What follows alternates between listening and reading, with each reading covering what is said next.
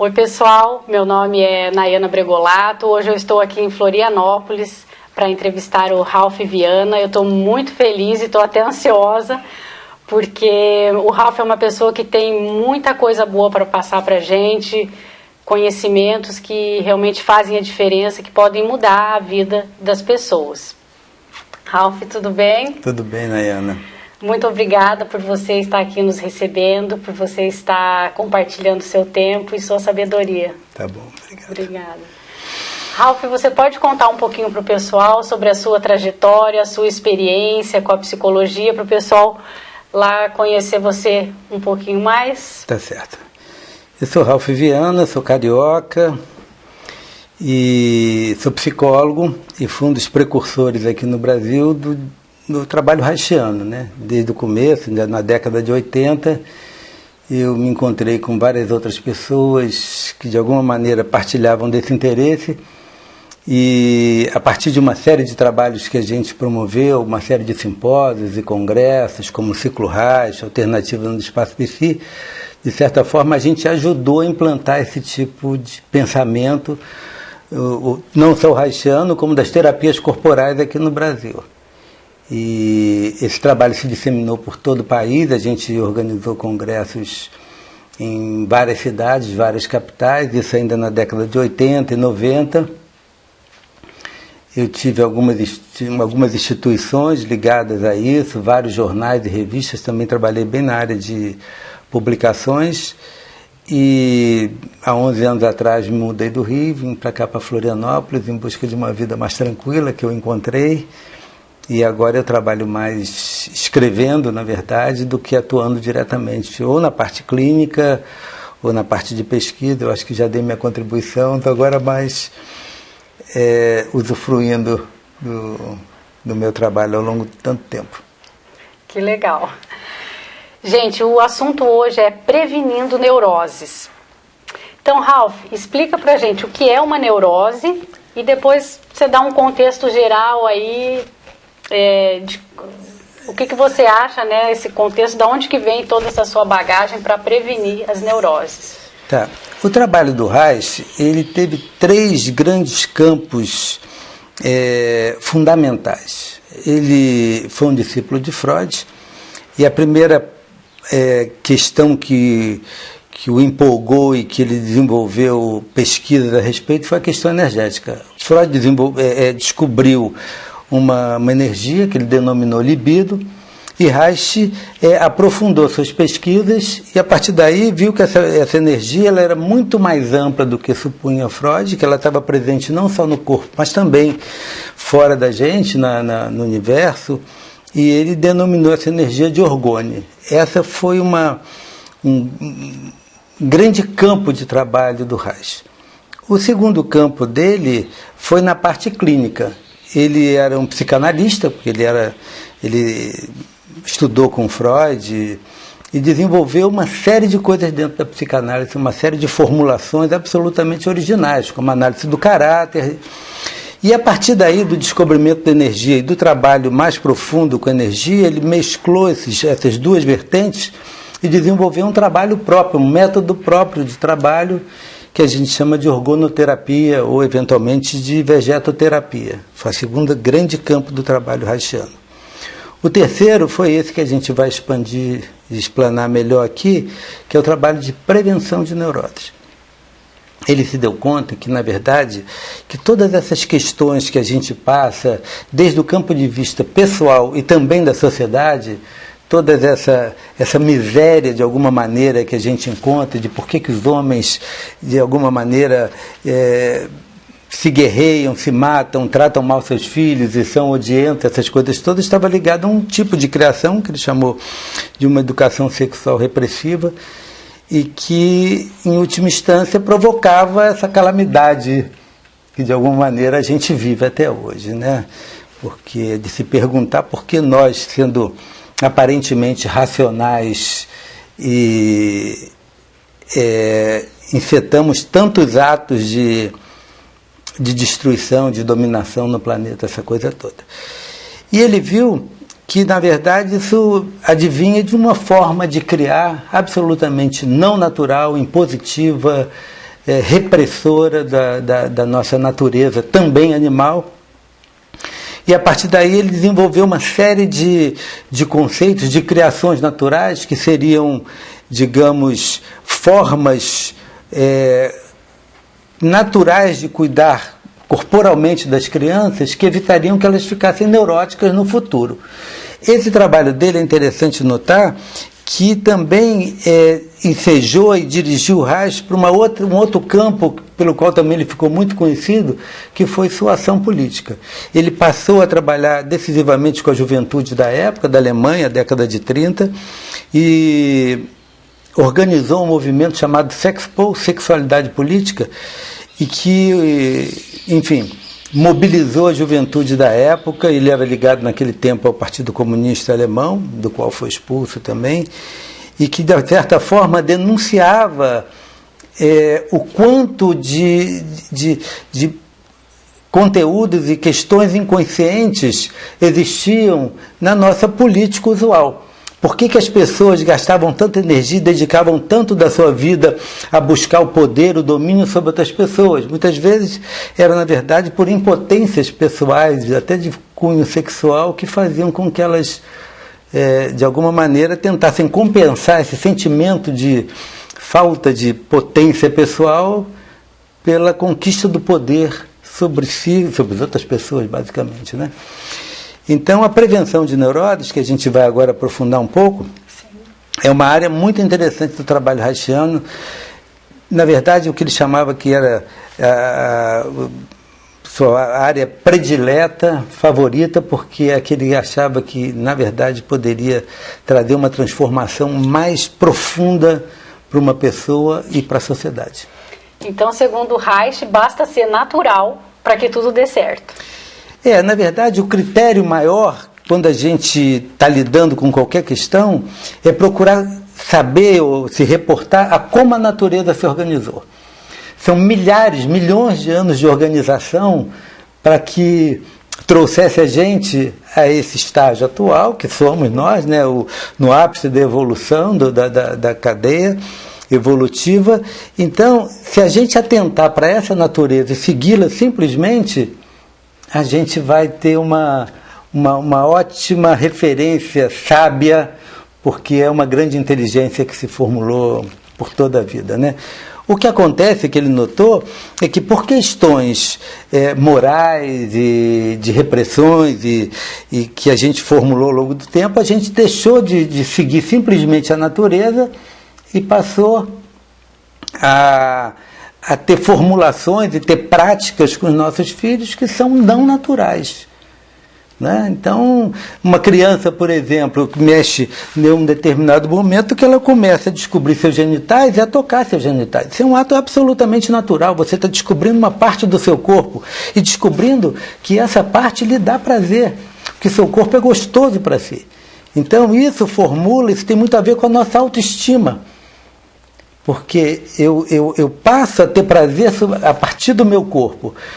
É claro que uma educação moral e sexual repressiva, a gente vê isso, uma criança colocava a mão no seu genital, tira a mão daí, menino, bota uma roupa nessa criança, e você passava a lidar com aquela parte do seu corpo como se fosse uma parte proibida, que contivesse algo sujo ou pecaminoso, que você não pudesse tocar, não pudesse ter acesso.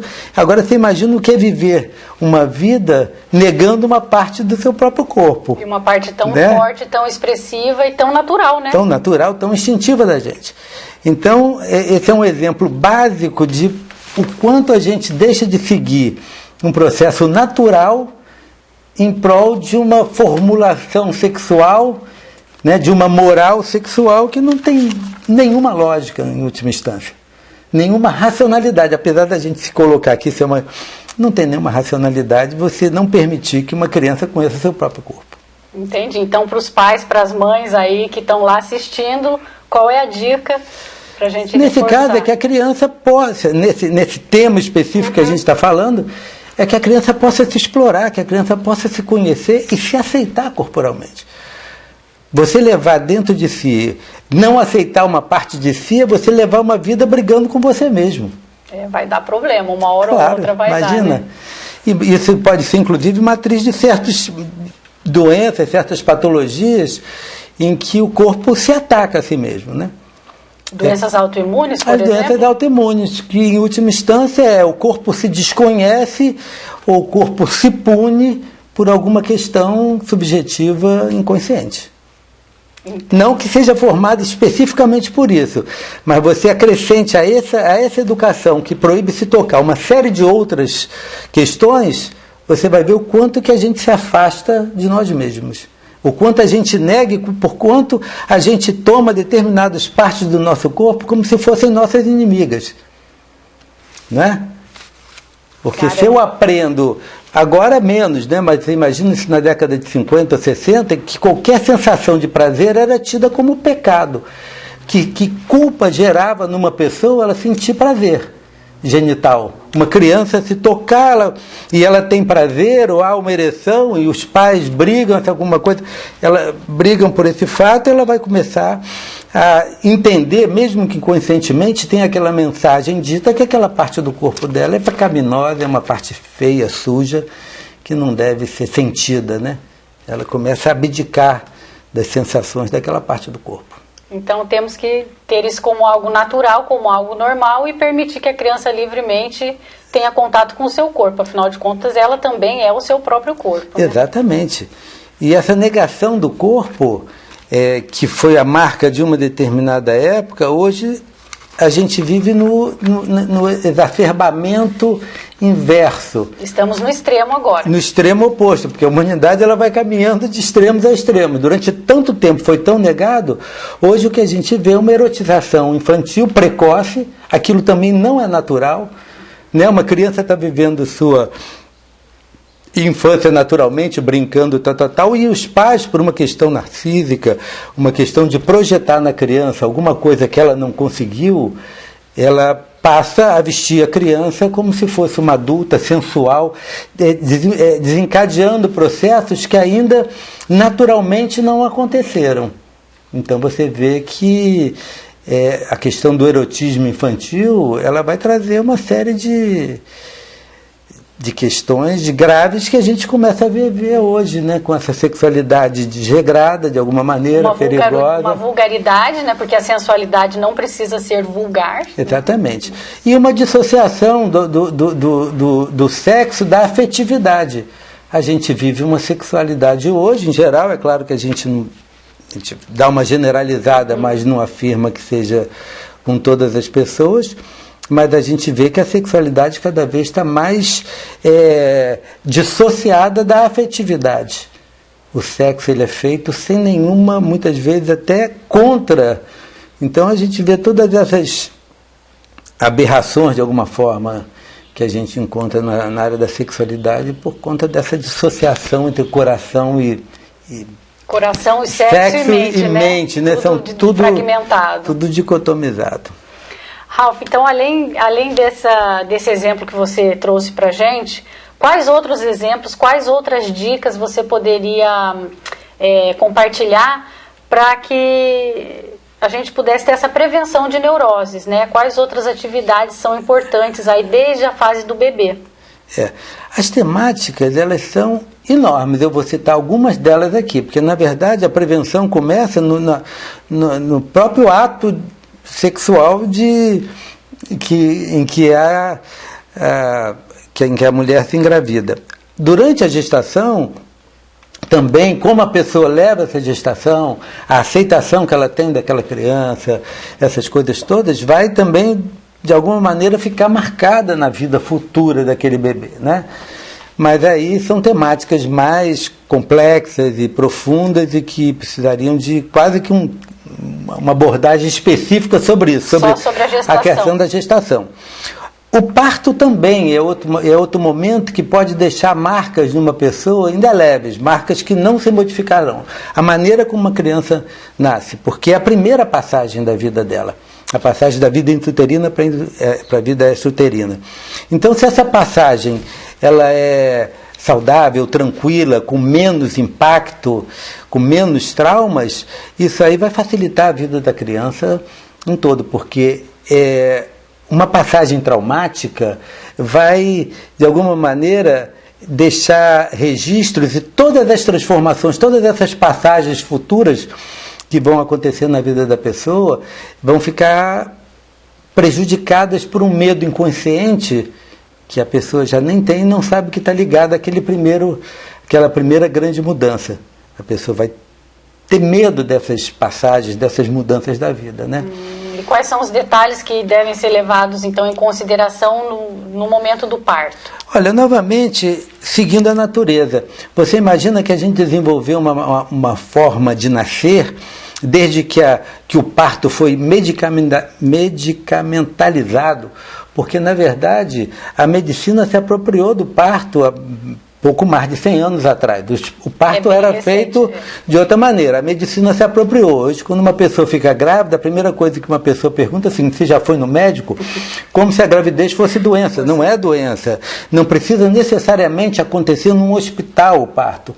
Então a gente vê que um bebê nasce, vocês imaginam, um bebê nasce, ele vem de um meio quente, úmido, em que os sons são todos graves e baixos, porque o bebê já escuta, mas ele escuta os sons através das camadas de musculares e carne da mãe. Então ele escuta. O líquido também filtra, né? Aquele impacto do som. Então, normalmente, o que o bebê escuta? Ele escuta sons graves e baixos, tipo assim, é isso que vai.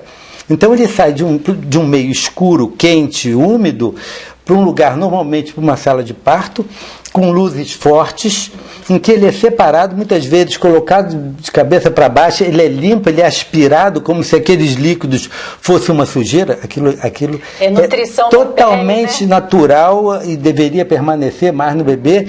Ele entra todo esse aspecto da asepsia que a medicina traz, ele sofre um impacto, pessoas falando alto, luzes fortes, um ambiente frio, muitas vezes com ar refrigerado.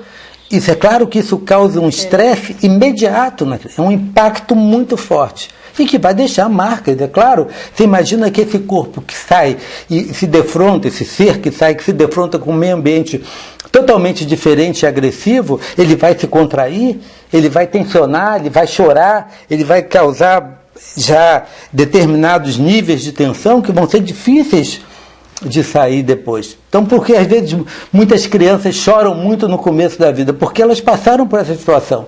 E ela que estava dentro da barriga da mãe, que fazia parte da mãe, muitas vezes é levada por um ser totalmente estranho e colocada num berçário onde ela vai ficar totalmente sozinha, cheia de luz. Cheia de luz, e vire-se aí.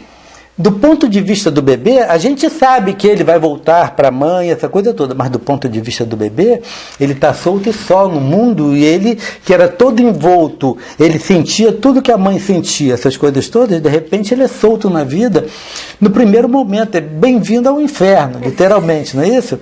É isso, essa forma de nascer. E aí as pessoas falam assim: não, mas a criança não sente. Não, a criança não sente, não. A criança sente mais do que a gente, porque ela não raciocina, ela não pensa. Tudo é sensorial, tudo é sensação. E isso que acontece é um trauma chamado trauma do nascimento, que é perpetrado ainda continuamente e, enfim, e que isso vai provocar neurose em uma pessoa, vai provocar contrações crônicas, vai provocar alguma forma de agir depois na vida da pessoa? Obviamente. Seria um absurdo a gente achar que um evento com esse significado numa pessoa, no momento que ela chega à vida externa, isso não vai provocar nada no futuro. Não tem como, né? Não tem como. Não tem como. Então é uma questão essencial, básica, que já começa por aí. A partir daí, várias outras fases da vida da criança, a nossa forma de lidar não natural vai provocar uma série de marcas e traumas na criança, né? Então, por exemplo, alguns que são, como eu falei para você, só vou citar alguns, porque senão a gente teria semanas para contar todas essas questões que vão deixando marcas, né? Mas assim, a amamentação. a criança, ela já nasce, essa existência, essa grande inteligência, essa evolução, ela já nasce sabendo mamar, ela não tem que aprender a mamar. Então ela já naturalmente suga, né? E faz o movimento de ordenha, que ela coloca a língua por baixo do seio da mãe e vai puxando o leite. Isso é absolutamente natural. E ela, quando vai mamando, ela intercala o olhar dela com os olhos da mãe. Quem você é mãe sabe disso, sim. E qualquer pessoa que já viu uma criança mamar sabe que ela olha o bico do seio da mãe, ou ela converge os olhos e ela intercala com os olhos maternos. Ela suga e de vez em quando tem esse contato com a figura materna, com a mãe. Se esses olhos, e aí aquilo que eu falei antes, eu enfatizo outra vez, a criança só sente, o nível de sensação dela é indescritível para nós, incompreensível para nós, o quanto a sensibilidade está aberta e o contato energético, esse campo com a mãe. Vamos entender que, na verdade, quando ela estava dentro da barriga da mãe, ela era mãe, era como se fosse um órgão da mãe, ela sente tudo que a mãe sente. Né? Ela está energeticamente colada com a mãe, afetiva, emocionalmente, tudo. Ela era recém dentro da mãe, ela agora está do lado de fora. Esse contato é intenso, totalmente, impressionantemente intenso. Então, nesse momento que ela intercala os olhos, se aquele olhar da mãe que está olhando emana, e pelos olhos nós emanamos tanta energia, quanto pelas mãos, são as partes do nosso corpo que emanam mais energia. Se esse olhar é de afeto, é de carinho, é de delícia, meu bebê que nasceu tão querido, a criança sente essa emanação. Né? Então ela sente aquele olhar como encorajador, é bom olhar para fora, é bom olhar para o mundo, porque a sensação que me vem é boa, me propicia prazer. Se, por outro lado, esses olhos da mãe não são tão receptivos, não são tão calorosos, amorosos, porque, enfim, quando nasceu meu rebento, não era o tempo dele rebentar, ou existe alguma negação inconsciente, ou não era, ou todos esses fatores que podem alterar essa recepção, né? A mãe, enfim, tem um problema com o companheiro, tá? Enfim, todas essas coisas, esse olhar muitas vezes é de preocupação, é de aversão, mesmo uma aversão inconsciente, ou mesmo de inibição. Muitas vezes a mãe fica tensa porque ela também se excita naquele momento e não se permite excitar. Então esse olhar é mais tenso, é mais duro, e a criança sente isso. Então aquele olhar, ao invés daquele olhar caloroso, já causa uma aversão, um sentimento, uma sensação desagradável na criança. E nós viemos com uma sabedoria da espécie marcada ao longo desses milênios, que o Freud chamou de princípio do prazer e princípio da realidade. A gente vem com um chipzinho, digamos, implantado, dizendo o seguinte: se der prazer, se for bom, você continua. Se der dor, causar desprazer, for ruim, você vai embora. É o princípio do prazer. Então a criança, frente a um olhar receptivo, ela vai olhar para a mãe, ela vai se encantar, ela vai gostar de olhar para o mundo. Se esse olhar é negativo, ela vai ter duas respostas, ela vai evitar aquele olhar. Né? Então ela pode evitar em dois sentidos. Ela, em vez de olhar para a mãe, aquele olhar é ruim, ela começa a fazer foco num ponto no teto. Então ela começa a sair do contato, e por isso tantas pessoas têm dificuldade de ter um contato visual, de olhar nos olhos da outra pessoa. Então ela começa a fazer ponto no teto e começa a se especializar em olhar um ponto distante. Nesse momento, ela começa a criar uma hipermetropia, porque o que o hipermétrope tem? Facilidade de ver o distante, dificuldade de ver próximo. E essa facilidade não é só uma questão ocular. O hipermétrope, ele é mais extrovertido, ele busca a felicidade mais do lado de fora, ele busca tudo no futuro, num ponto distante, ou seja, ele busca a mãe num ponto distante. Então essa é uma solução para ele sai daquela angústia que é aquele olhar difícil da mãe, ele pode buscar o teto, ou ele pode só ficar ali no bico do seio e ficar só olhando o próximo. Introspectivo só ali. Introspectivo. Ele vai começar a criar o quê? Uma miopia. O míope, ele só gosta de olhar o perto. E a miopia não é só uma questão ocular. é uma forma de olhar o mundo. Normalmente o míope é mais introvertido, ele gosta de ambientes mais recolhidos, de conversas mais próximas. Tudo que for mais próximo, tudo que levar a essa sensação de proximidade, o torna mais tranquilo, aquilo é reconfortante para ele, porque foi aquele primeiro conforto que ele conseguiu. Para fugir do olhar angustiante, ele se retraiu. Antes só do que mal acompanhado. E ele vai para o resto da vida buscar ambientes mais próximos e tal, para fugir daquela angústia primeira. Então você vê que o simples fato do olhar numa amamentação já vai transtornar ou não a forma com que a gente vê o mundo futuramente. Ou eu vou sempre me projetar mais para fora, ou eu vou ficar sempre mais retraído dentro. Nossa, é muito forte, né? É muito forte. Esse é um outro fator que você vê que é um trato corporal básico, que uma simples informação, porque as mães não fazem isso por mal muitas vezes. Com certeza não. Porque não sabem, não tiveram uma simples informação. Então a gente fala isso. O valor de uma boa informação. Às vezes uma mini informação como essa, que uma mãe uma mãe de primeira viagem, ou qualquer uma, se ela soubesse, se ela fizesse, ela daria um outro destino a seu filho, que provavelmente seria um olhar muito mais solto para a vida, muito menos preocupado, muito menos esquivo, e que faria um contato muito mais direto e profundo com as pessoas. Por esse primeiro olhar, porque aquela é uma experiência matriz. É uma primeira experiência que a gente vai tentar, de alguma maneira, replicá-la ao longo da vida. Uma outra temática, que é também muito importante, e aí vale a pena só um leve comentário antes, porque quando a gente nasce, a espécie humana, a gente tem uma característica que a gente não nasce pronto, feito. Né? Nós somos, de alguma forma, todos de alguma maneira prematuros. Você vê determinados animais, eles já nascem, eles já estão em poucos momentos. Um cavalinho ou uma zebrinha nasce, meia hora depois ele já está em pé, ele já tem que sair porque já tem um leão de olho, já tem um predador, todo o seu sistema nervoso já está preparado para ele já andar essas coisas todas. Nós não. Nós nascemos e uma série de coisas dentro da gente, uma série de órgãos e processos fisiológicos não estão prontos. Eles vão se completar ao longo da nossa existência, na infância, né? Estão chamadas fases de desenvolvimento pós-natal. Então, por exemplo, o nosso sistema nervoso, quando nós nascemos, ele não está pronto ainda, a camada de mielina que recobre as vias nervosas, ela não está ainda pronta. Na verdade, essa camada, ao longo do tempo, na primeira infância, ela vai crescendo e recobrindo as vias nervosas de cima para baixo, do centro para as extremidades. Né?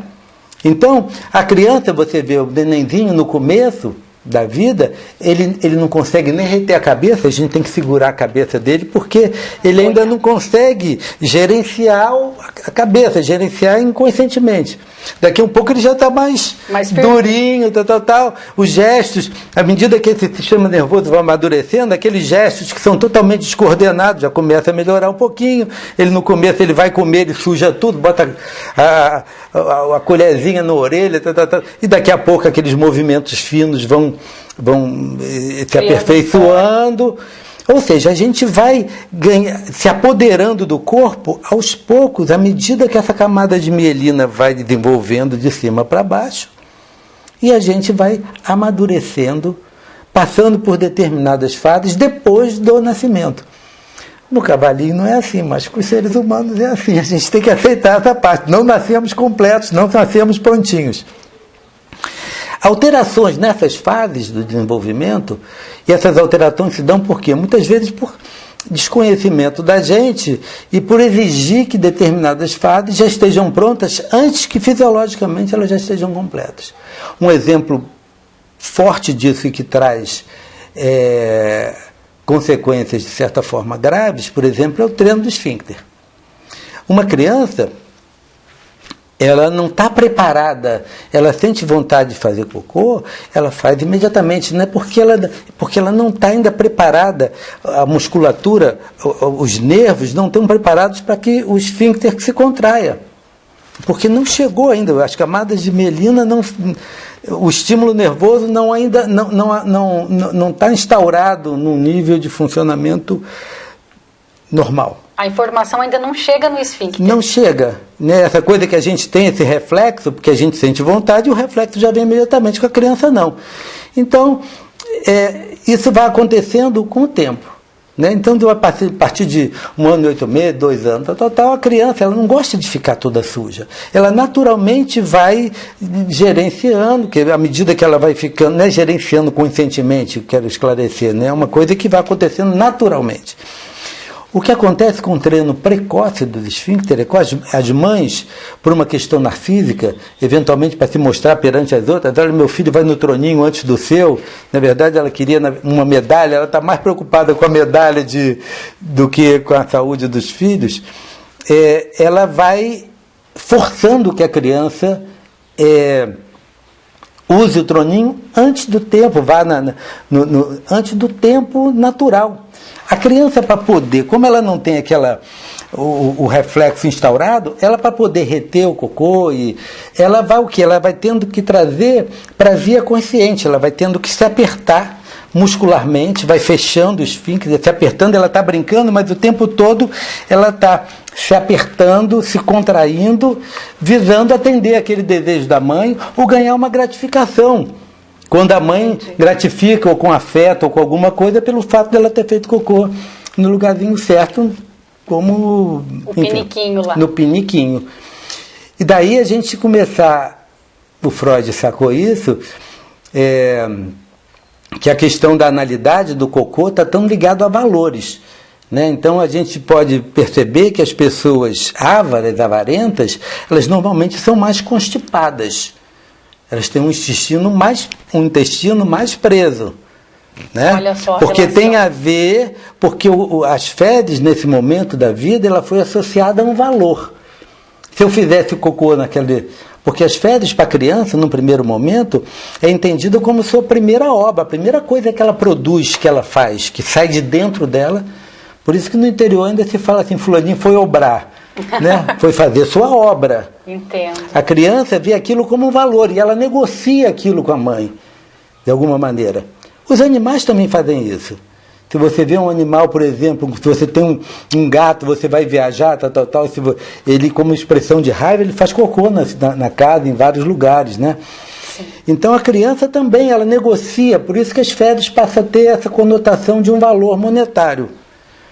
Né? Então a criança ela passa para ela obedecer esse princípio da mãe, receber o afeto materno e tal, ela passa a se contrair, criar contrações crônicas em toda essa região aqui, visando reter. Então você vai ver muitas pessoas que têm níveis de tensão, aqui você vai ver que tem os glúteos aqui na bunda, aqui do lado, bem repatidos assim, até com uma cavidade lateral. Por quê? Porque existe uma tensão crônica ali, que se instaurou nesses momentos. Além disso, isso é o de menos, que são traços de tensões corporais. Mas o mais grave disso é que, na verdade, essas pessoas vão desenvolver traços psicológicos de obsessividade. Nossa. Que são manias de limpeza, manias de ordenamento, porque muitas vezes a questão do trato, da limpeza que as mães impõem aos seus filhos é tão forte, tão marcado, que isso vai se registrando, essa associação. E normalmente tem a ver com limpeza, com excesso de limpeza, porque tem mães que fazem até clister, injetam água dentro das crianças para limparem, já são mães, exagero, né? Já são mães obsessivas que criam filhos obsessivos, obviamente, né?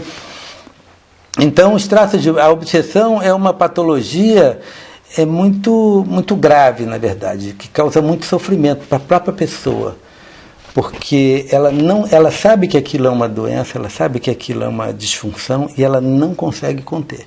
Ela sabe que ela não tem que lavar a mão durante 40 minutos, 40 vezes durante o dia, mas ela não consegue conter. Ela sabe que as coisas não precisam ter aquela arrumação tão específica, tão detalhada, mas ela não consegue. Ou seja, ela tem um sofrimento duplo, porque ela tem consciência que aquilo é uma doença, né? Que é um transtorno na vida dela. Então você vê com outro trato básico, mínimo que as pessoas, se soubessem, permitiriam que suas crianças ficassem um pouco mais de tempo e obedecessem à lei natural do funcionamento fisiológico, e evitaria um transtorno que vai acompanhar a vida da pessoa para sempre. Então é isso que a gente chama de prevenindo neuroses, porque são cuidados corporais básicos que a gente pode ter com crianças que evitariam que elas tenham comportamentos neuróticos para sempre na vida. É claro que esse para sempre é muito relativo, porque depois ela pode fazer uma terapia. Sim, exatamente. É isso que eu ia perguntar. O mundo está perdido ou não? Tem solução? Tem caminho? Tem solução no sentido de você fazer uma terapia. Aqueles que não fizerem terapia continuarão dessa maneira. Com aquele padrão, aquela repetição. Com aquele padrão para sempre, aquela maneira de ver a vida. Mas, como já dizia Reich, é melhor prevenir do que remediar. do que remediar. Então eu sempre falo assim, brincando para as mães, deixa ele ficar mais sujinho um tempinho que você vai economizar a terapia lá na frente. Gasta a fralda agora. Gasta a fralda agora, evita ficar na lista depois, né? Terapeuta depois. E na sua opinião, a terapia que mais dá resultado aí nessa trajetória aí de uma vida inteira como psicólogo seria a terapia reichiana? É isso que você indica? Eu não acho que uma única forma dê conta de tudo. É claro que a terapia corporal, que é uma psicanálise que inclui o corpo no processo, né? Não é só o lidar com o corpo que dá conta de tudo.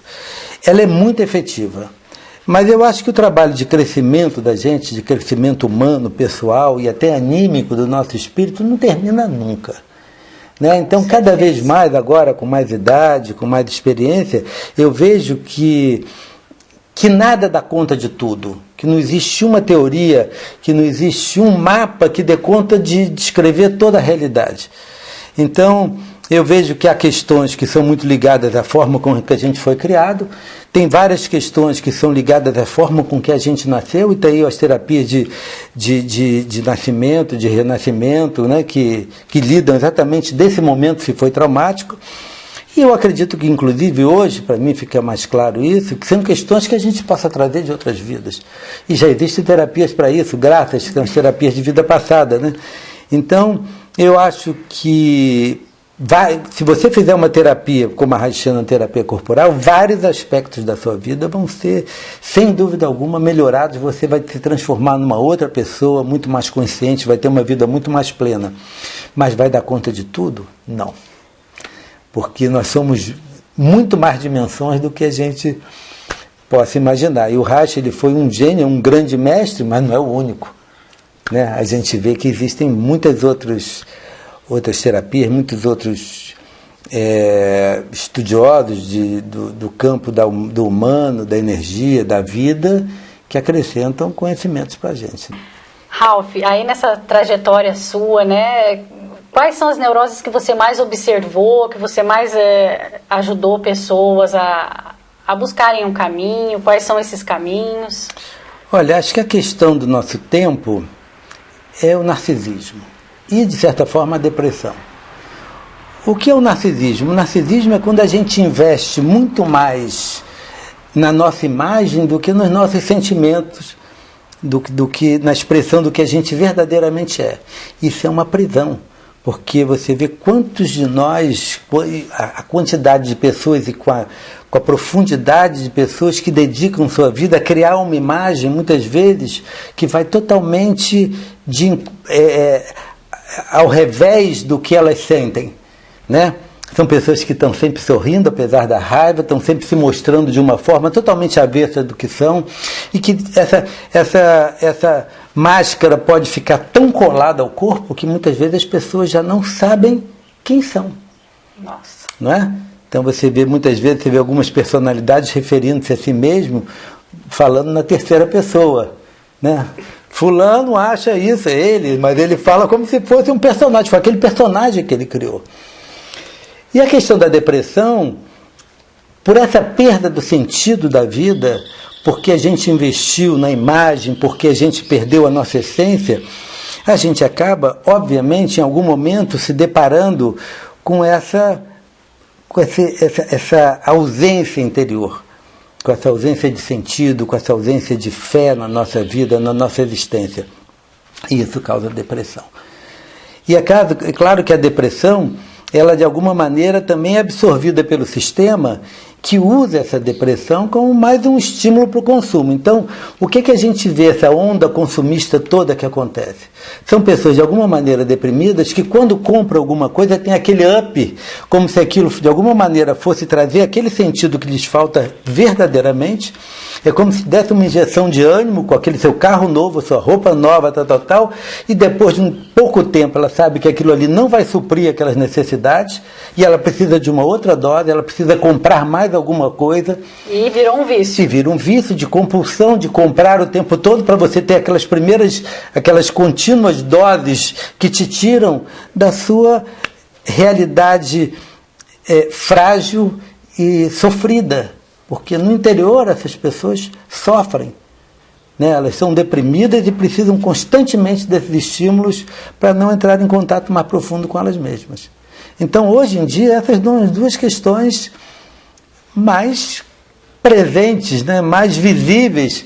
Basta ver, e aí uma outra que se aproveita disso, que é a indústria farmacêutica. Nossa. A quantidade de remédios para ansiedade, para depressão, inclusive agora para crianças, né? Que a indústria farmacêutica não deixa passar nada. Nada, é um comércio total. É um comércio que vive da desgraça do outro e que promove a desgraça do outro para que possa se vender mais. Então são essas infelizmente, são as patologias da nossa época. E que tem um caminho através de terapias corporais, N técnicas. No caso já de chegar a um estágio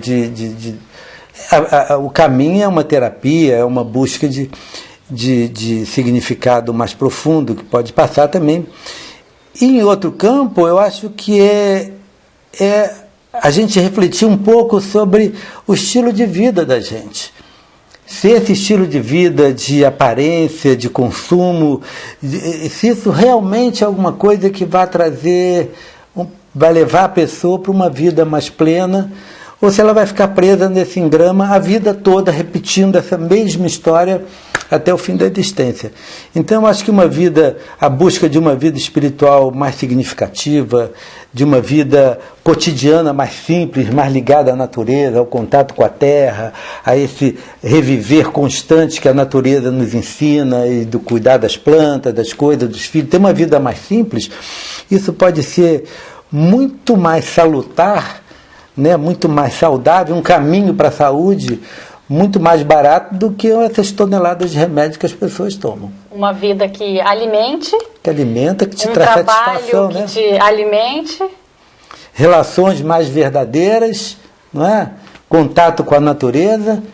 Então são essas coisas que acho que nos evitariam de cair nesses potes de comprimidos que a gente vive caído hoje, né? Nadando em comprimidos. Nossa, certamente. Ralph, você quer encerrar com alguma frase, com alguma mensagem? Eu acho que o que eu tinha que passar basicamente, e bem resumidamente eu passei, né? Eu indico para as pessoas que valeria a pena ler alguns livros do Reich, do Lowen, que são interessantes, onde elas encontrariam mais informações a respeito dessas temáticas, eventualmente fazer suas terapias. Todo mundo, uma terapia é uma coisa que ajuda todo mundo em todos os momentos da vida. Ela não precisa, ninguém está doente para fazer terapia. Uma terapia, ela te traz mais contato consigo mesmo e te ajuda a levar a vida e ver a vida de uma outra maneira. Então, se tem uma mensagem, é o seguinte: cuidem-se da melhor maneira possível. E muitas vezes a gente não dá conta de se cuidar sozinho, a gente tem que pedir ajuda, e pedir ajuda não significa que você esteja maluco, ruim, nada. Você simplesmente está pegando uma ponte, um auxílio para crescer e ser uma pessoa melhor. Joia, maravilha. Ralph, muito obrigada. Muito obrigado. Muito obrigada mesmo. Foi transformador. Espero que todo mundo possa refletir um pouquinho, olhar para dentro de si, olhar para o aqui, para o agora, olhar para o futuro e usar tudo isso, né, que realmente pode mudar a vida das pessoas. Nós esperamos que todos se beneficiem com isso, agradecendo aqui ao universo por esse congresso ser um canal de comunicação entre coisas boas e as pessoas. Muito obrigado a todos. Obrigado também.